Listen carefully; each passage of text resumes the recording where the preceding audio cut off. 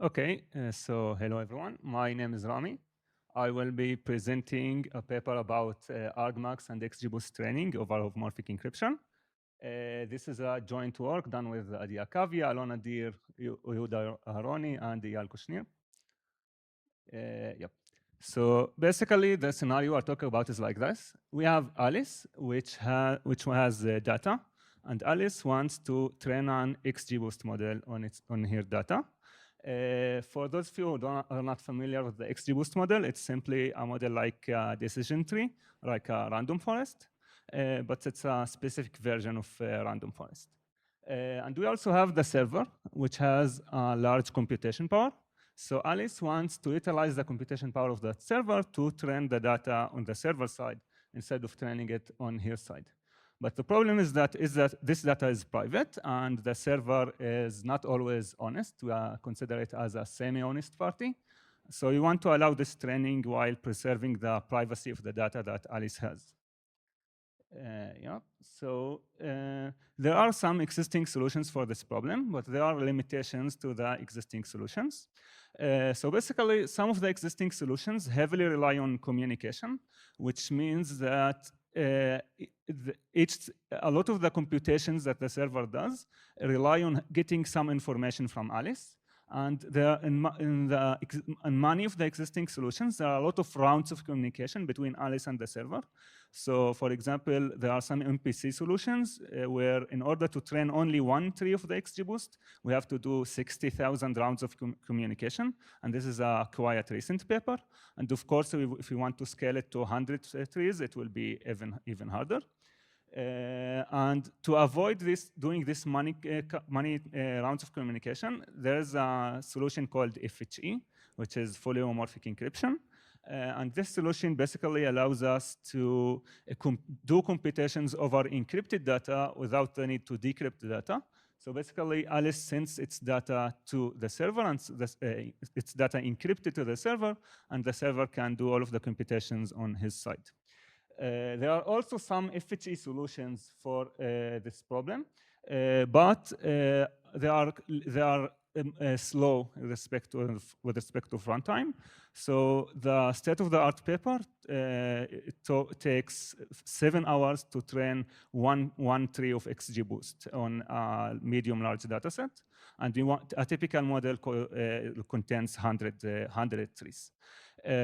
So we take one step towards solving this problem. We do not make it completely practical, but we make one step. So we are able to train a model of 100 trees over a model of 100 trees with 5 hours. So our contributions are as follows. I'll start with the second contribution, which is simply developing a system for the XGBoost training over FHE. And we have a 360 speed up over the previous state-of-the-art paper. And the second computation, which is here into the top, is called developing an Argmax algorithm over FHE. And the reason I put it here as a first contribution is that this is what I'll focus on in this presentation. If you want to see more tricks that we use to achieve this speedup, you are welcome to read the paper. But this Argmax algorithm is basically a functionality that is repeatedly used in the XGBoost algorithm. Typical XGBoost model contains, as I said, 100 trees, and each tree contains, for example, 60 nodes. So you have to do this Argmax algorithm again and again on each node, meaning that you have to apply it a lot of times, and any small contribution in this Argmax algorithm can scale up to a large contribution over the whole training. Yeah, so in this presentation, I will explain our improvements in the Argmax algorithm over FHE. So let's start. I will start by showing the prior algorithms that apply the Argmax, that compute Argmax over FHE. And here I want to note two things. First of all, we assume that we are using a FHE scheme that supports SIMD computation. For those of you who don't know what SIMD, it basically means that we have a scheme that applies all of its computation over vectors of elements together. So if I want to do addition, I don't add simply two numbers. I have a vector which contains thousands of numbers, and I add these thousands of numbers together at once, simply for multiplication. And the basic idea here is to think how we can utilize this SIMD feature to be as efficient as possible. So this is the first thing I want to note. And the second thing I want to note is that in FHE schemes, the hardest operation that makes the Argmax algorithm challenging is the comparison operation. Because FHE schemes support adding encrypted numbers and multiplying encrypted numbers, meaning that you can compute any polynomial, basically. But comparisons are non-polynomial, so we have to approximate them with polynomial approximation. There are existing works that show how to approximate comparisons with polynomial computations, so you'll just build up on that. But the thing is that this polynomial approximation is quite slow. So the main thing you want to achieve in our Argmax algorithm is reducing the number of comparisons we have to do. So let's start with what existing methods we have for Argmax algorithms. I basically want to focus in two existing methods. So there are some more methods. We are welcome to read the paper for that. But basically, they have two basic methods. So we have the tournament algorithm, which means that let's assume we have four numbers. We want to compute their Argmax. Argmax just means, so we compute the maximum value and its index. So if we want to compute the maximum values among these four numbers, we start doing tournament rounds. In the first round, we compare each two adjacent numbers. So maximum between 5 and 3 is 5, between 10 and 2 is 10. And we're repeating this again and again. And after log n iterations, if you have n values, we reach the maximum. This requires log n rounds of comparisons. So if we start with 100 numbers, we have to repeat this 10 times. And then there's another method called the league method, which basically says we compare all rounds.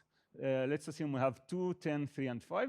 We do a matrix of this 4 by 4 values, and we compare each pair. We compare 5 with 5, 5 with 3, 5 with 10, 5 with 2, and so on. And then we will get the results of all of the comparisons. And here, if you see the results of the comparisons, if we multiply the columns of our results, we get ones in the rows of the maximal number. So in each number that's not maximal, it's always going to contain at least one 5. For example, here 5 is smaller. Sorry, it's going to contain at least one 0. For example, here 5 is smaller than 10, so we get 0. But in the row of 10, because it's the maximum, it's going to we are going to have only ones. So this is another method, but the problem with this method is that it requires a lot of comparisons. If we have n values, we have to do n square values. So basically, our idea is about merging the two algorithms together.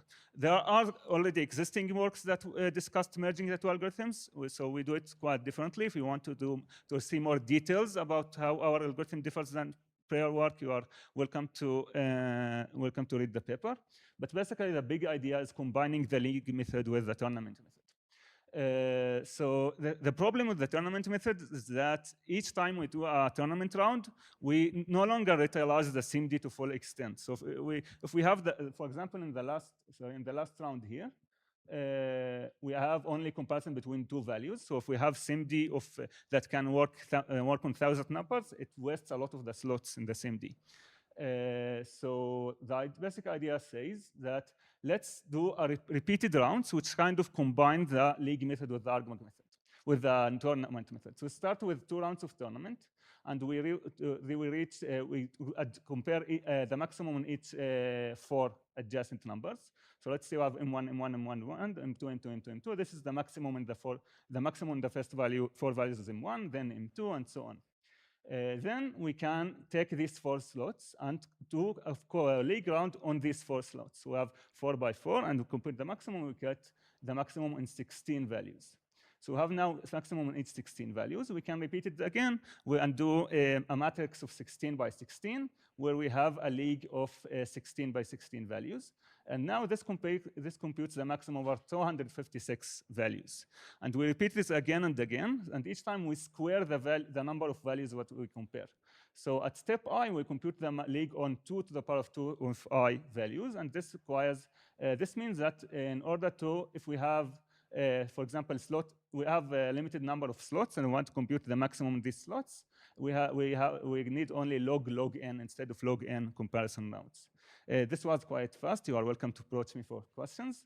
But basically, the result is that we have 1.6 times improvement in the runtime compared to the previous state of the art. So here's the previous state of the art, and we are in the blue, and we have 1.6 time runtime improvement. You are welcome to reach me for questions. Thank you, Ramy.